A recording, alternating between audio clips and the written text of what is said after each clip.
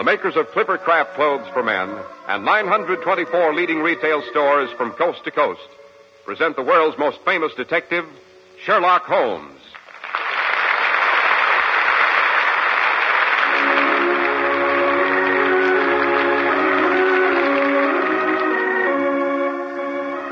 Our stories are based upon the character of Sherlock Holmes created by Sir Arthur Conan Doyle, and the dramatizations are by Edith Meiser.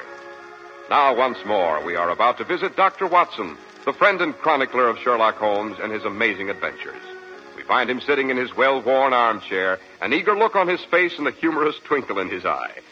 Can it be that the good doctor is beginning to look forward to his weekly appearances before the microphone? Good evening, Mr. Harris. It certainly can. And tonight I have my narrative all picked out. Have you ever noticed that red-headed people always seem to lead very eventful lives?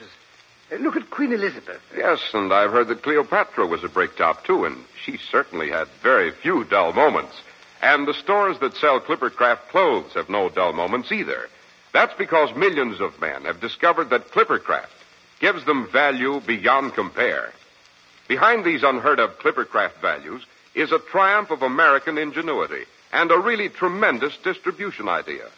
924 leading stores from coast to coast have concentrated their buying power, resulting in value without precedent because of the savings in manufacturing and distribution costs.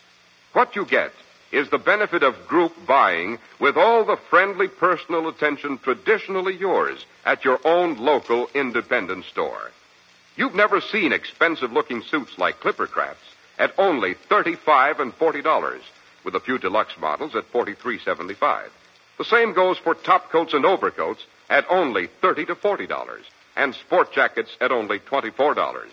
Yes, your clothes problem is easily solved this fall. Simply compare Clippercraft with clothes selling for many dollars more.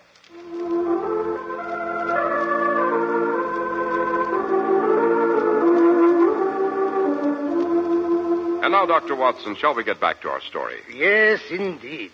Well, tonight I have decided to tell you the story of the Red-Headed League. The Red-Headed League? What a curious title.